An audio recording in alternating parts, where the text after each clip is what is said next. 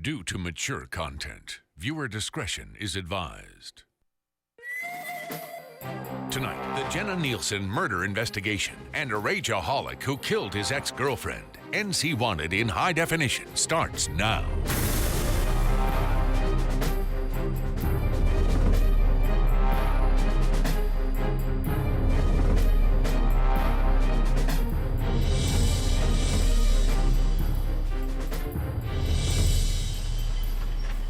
Good evening, I'm Gerald Owens. Welcome to another edition of NC Wanted. We're coming to you tonight from downtown Raleigh, our state capital. I'm standing in front of the Wake County Courthouse because it's courthouses like this in towns and cities throughout North Carolina that hold down our front lines of justice. Laws are enforced at the local level because that's where crimes occur. Tonight, we continue our focus on 5 more fugitives who have made our Target 10 list. But before we get started, we have some information we need to tell you about. We are announcing a $10,000 reward for the information that leads to the identification, arrest, and conviction of the person or persons that murdered Jennifer Kathleen Nielsen and Ethan Asden Nielsen. It's a Thursday morning like any other. Jennifer Nielsen gets up about 2 a.m. and makes her way from Holly Springs to Raleigh, where she loads her car with newspapers and begins her morning rounds. She makes it as far as the Ameriking Food Mart on Lake Wheeler Road. During the early morning hours of June 14th, they responded approximately 5 o'clock in the morning. Upon arrival, the victim, Jennifer Nielsen, was discovered murdered behind the business. For somebody to actually kill someone, you know, especially a daughter, there's just this feeling that you just can't get past. It wasn't an accident, it was deliberate. Somebody definitely not in their right mind did this heinous crime, and they just need to pay. Somehow, some way, this person needs to be caught.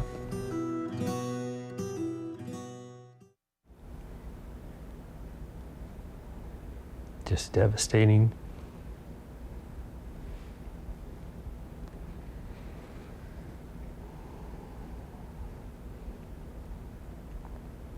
Your whole world changes in a moment.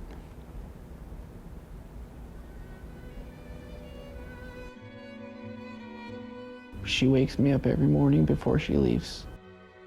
She woke me up. She says, "Kay, I have to go to work." I told her to be safe. She gave me a kiss. Said, "Love you. See you soon." And she left.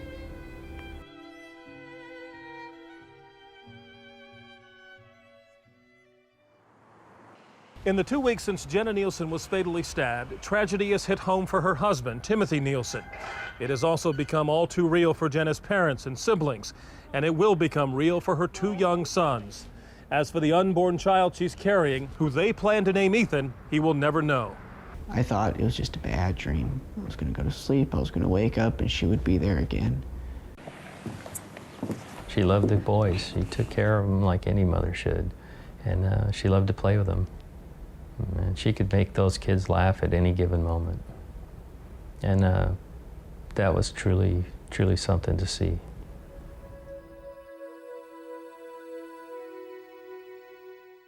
While the family mourns the loss of a mother, daughter, sister, and wife, Raleigh police urgently search for the person responsible and someone with information that will help them solve this crime. Within a day of the murder, they release a composite sketch of someone seen in the area.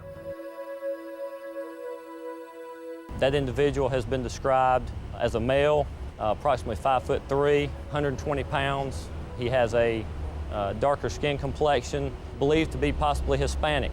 He has a ponytail which comes down approximately between his shoulder blades. He was last seen wearing a black t-shirt, shorts, believed to be a dark-colored denim type shorts that came down at approximately the knee level. Sketches can be so iffy. I mean, when they catch this person, he could look totally different in that sketch. When Kevin Blaine thinks of what happened to his daughter, her killer doesn't have a face. A morbid imagination fills in the blanks about the murderer's identity. and he is impatient for the day the story becomes clear. Every night when I go to bed, my mind takes over. And rather than being in a different place, it takes me to the place where it happened. Did she suffer? Was it fast?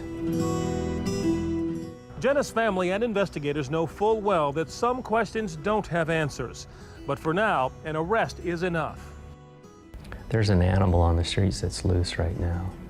If he can do it to my daughter, he can do it to your daughter. And he obviously doesn't care. And that person should not be allowed to roam freely.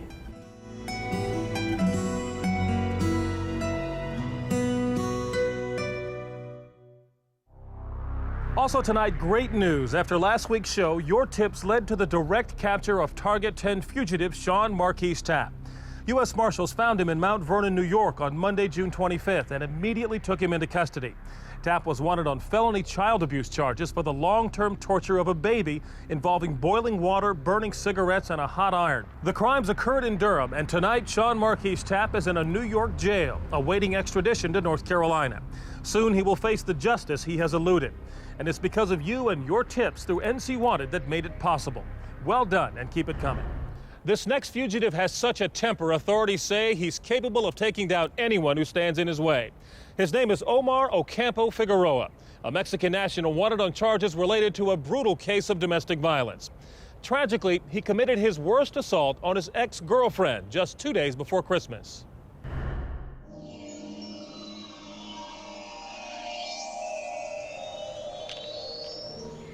At about 8:30 p.m., December 23rd, 1999, Sylvia Cuevas drives back from her dinner break to return to her shift at the McDonald's off US 1 in Aberdeen. She's greeted in the parking lot by her fellow co-worker, Angel Martinez. What Sylvia doesn't know is her old boyfriend, Omar Ocampo Figueroa, has been stalking her and watching her in the parking lot. Figueroa grabs some of her old belongings and bullies his way to confront Sylvia. When he forces the box toward her, she throws it back in his face. That's when the two erupt into a yelling and shoving match. Martinez steps in to break up the fight. Take it easy. No. All right, I'm talking to her. No. That's it. Take it easy. Please, just leave. Enraged, Figueroa goes back to his car, grabs a knife, and moves in for the kill. No! Run, Sylvia! Figueroa grabs her by the hair and stabs her through the chest. ¡Ay, pinche cabrón! ¡Pinche cabrón! Figueroa takes his knife with him, jumps in his car, and speeds away.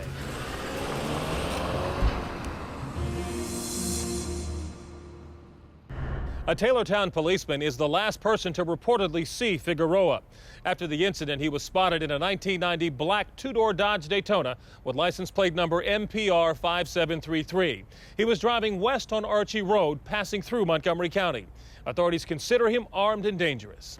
Omar Ocampo Figueroa is 5'10", weighing 210 pounds. He has a tattoo of a fish on his right shoulder, a bear and a heart on his left arm. Authorities say he still has family living in Davis Drive Park in the west end of Moore County. If you have any information about Omar Ocampo Figueroa, call us right now, toll-free at 1-866-43-WANTED, or log on to our website at ncwanted.com. You don't have to reveal your identity. Coming up, a hunter in Moore County who preys on young girls, plus a Vietnamese national in Raleigh who executed a man in broad daylight. Target 10 fugitives James Marvin Johnson and Phu Tan Nguyen are next. Welcome back to NC Wanted. We're in downtown Raleigh, our state capital, and I'm right in front of the Wake County Courthouse, which, like all courthouses throughout our state, represents the front lines of justice at the local level. Tonight, we continue our focus on fugitives who've made our Target 10 list. So now, we set our sights on a case that's as sick and twisted as it comes. Hunting is a sport as old as man itself, but when the prey turns from wild game to children, hunting takes on a tragic new meaning. Enter James Marvin Johnson of Moore County. He's an avid hunter who police say preys on young girls. He's wanted for 10 counts of first-degree rape, 5 counts of indecent liberties with a child, and 1 count of statutory rape. To make matters worse, some of his heinous acts involved members of his own family. It's the summer of 1998. James Marvin Johnson relishes his country lifestyle in Moore County. He burns the hours off-roading in his ATV. He also works on sharpening his aim for hunting season. During the summer of '98 and the months that follow, Johnson gains repeated access to 2 adolescent girls who happen to be part of his family. It's a temptation he won't ignore. For months, Johnson takes liberties with the girls at different times and in different ways.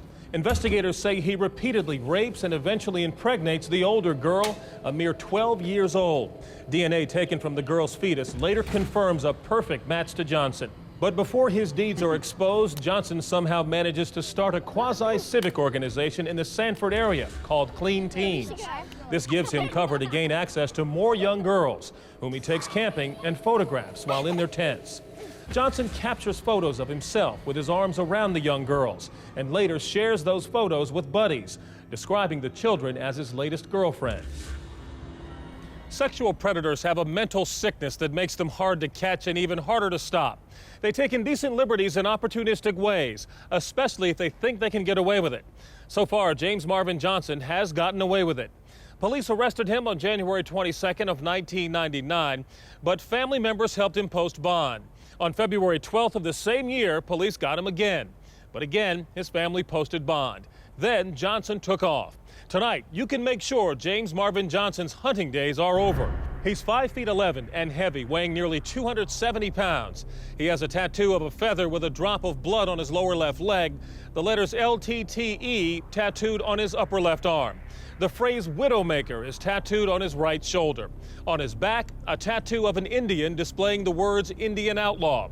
Ironically, at the time of these crimes, his address in Cameron, North Carolina was listed as Outlaw Lane. It's time to bring this true-life outlaw to justice. If you know the whereabouts of James Marvin Johnson, call us right now, toll-free, at 1-866-43-WANTED, or log on to our website at ncwanted.com. You don't have to reveal your identity.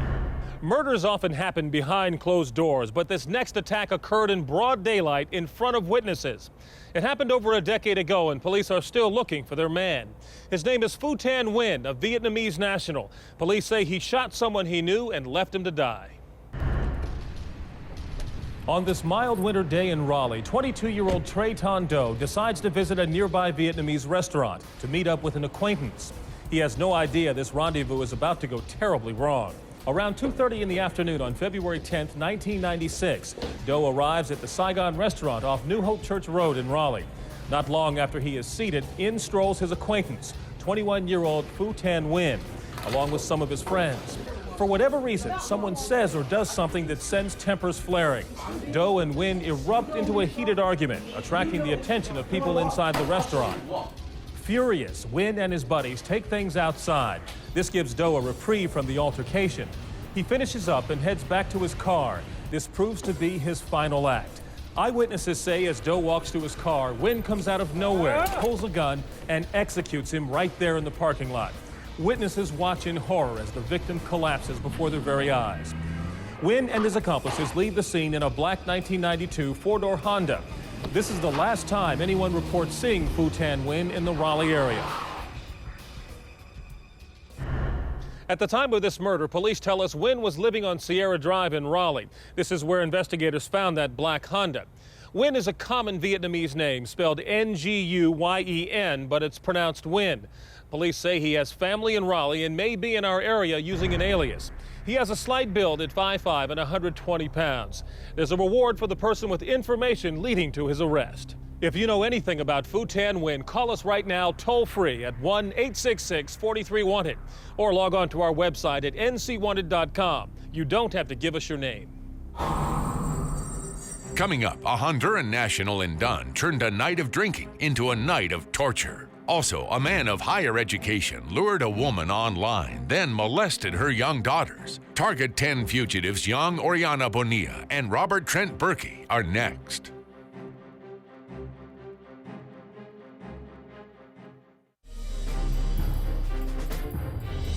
Welcome back to NC Wanted. Tonight we're profiling the fugitives on our Target 10 list. Torture is something we hear about in other countries, but 10 years ago it happened in the town of Dunn. One of the suspects was captured, but a second violent fugitive is still on the loose. His name is Young Oriana Bonilla, a Honduran national who at the time worked construction as a roofer. Investigators tell us Bonilla and his accomplice spent a night torturing two men in such a barbaric way that one of the victims died. Tonight, your tips may help investigators bring young Bonilla to justice.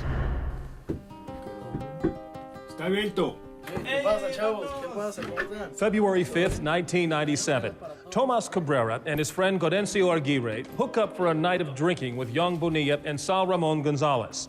The evening starts well enough, but a few beers lead to a few cross words, and it isn't long before the situation gets ugly, and the men erupt into a drunken brawl.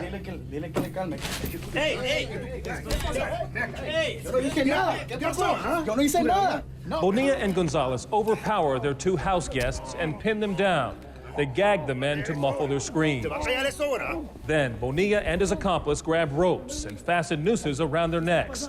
They use the other end of the rope to secure the men's feet, then strap the remaining rope around their arms and wrists. This binds the men in such a contorted way that every time they relax their bodies, the tension chokes their air supply, putting incredible stress on their necks and spines. But for Bonilla and his accomplice, this night of torture is just beginning.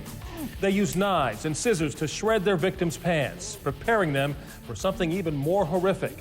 By this time, the disturbance has prompted neighbors to call police. Two done police officers arrive in response to the noise complaint. Bonilla and Gonzalez drag their captives into a back room, then answer the door, putting up a front that everything is okay. With the coast clear, Bonilla and Gonzalez decide to take things to a more disturbing level. They use 40-ounce beer bottles to sodomize their victims for much of the night. The next morning, Bonilla and Gonzalez leave the apartment. Godencio Aguirre takes the opportunity to break free. But for his friend Tomas Cabrera, it's too late. He dies of strangulation, with major injuries to his spine. Investigators say Bonilla and Gonzalez soon fled the area. Neither showed up for their construction jobs or came by to pick up their paychecks. But about 4 years after that night of torture, a Florida jailer surfs the most wanted section of the North Carolina SBI website. The jailer spots a photo of Gonzalez, who was doing time for stealing cheese. He notifies the SBI, and Gonzalez is promptly extradited back to North Carolina, where he is convicted for the murder of Tomas Cabreras. But tonight, this fugitive is wanted worldwide and remains at large. He's listed most often as Young Oriana Bonilla, but he's also known to use aliases such as Johnny Bonilla or Yanni Oriana. Whatever name he's using, you can identify him by his missing front tooth and the tattoo of the name Donna on his right arm. Tonight, authorities have reason to believe he may be in the areas of Benson, Dunn, Clinton, or Goldsboro. If you have any information about Young Oriana Bonilla, call us right now at 1-866-43-WANTED or log on to our website at ncwanted.com and click Report a Tip. You don't have to share your identity. The fugitives who make our Target 10 list come from all walks of life. This next fugitive takes the prize for having the most education. His name is Robert Trent Berkey, and he has strong ties to the Sanford area. In the 1990s, Berkey studied chemistry and psychology. He was a research assistant at Appalachian State University, attended graduate school at Texas A&M, and eventually became the department chair of psychology at Emory and Henry College in Virginia. Tonight, this man of higher education is wanted for low and despicable acts against children. In late 2001, Berkey is divorced and his ex-wife is dying of cancer. He meets a new woman online, and it isn't long before they meet in person and move in together. At this time, Berkey has a 6-year-old son, while his new internet girlfriend has 2 daughters. Within months, the older daughter tells her mother that Berkey has been touching her in inappropriate ways. Before long, the younger daughter tells of more incidents of touching. This prompts the mother to call authorities and move out, taking her daughters with her. On June 2nd, 2002, Berkey is arrested on 2 counts of aggravated sexual assault of a child. They search his computer and find evidence that leads to 5 counts of possession of child pornography. Berkey posts bond right away and somehow convinces his girlfriend to reconsider their relationship. Meanwhile, Berkey's ex-wife dies of cancer, and he's able to collect on her life insurance policy. Berkey now sees a way out. He stockpiles more cash by withdrawing his life savings. Then, just before his trial is to begin, Berkey leaves a note to his girlfriend, his parents, and his employer, saying he couldn't face the charges, so he was leaving and no one would ever find him. That's the last time anyone has heard from Robert Trent Berkey. But authorities tell us Berkey was close to his son and may have figured out ways to contact him. The son lives with Berkey's father in the Sanford area. Berkey's family also owns a resort house in the ski and golf community of Seven Devils near Boone. Berkey has a distinctive dimple in his chin. Some have said he may walk with a slight limp. He takes medicine for depression and high blood pressure. There's a reward for the person who provides information leading to his arrest. If you have any information or know the whereabouts of Robert Trent Berkey, call us right now at 1-866-43-WANTED or log on to our website at ncwanted.com. As always, you don't have to reveal your identity. When we come back, we'll recap tonight's cases. Stay with us.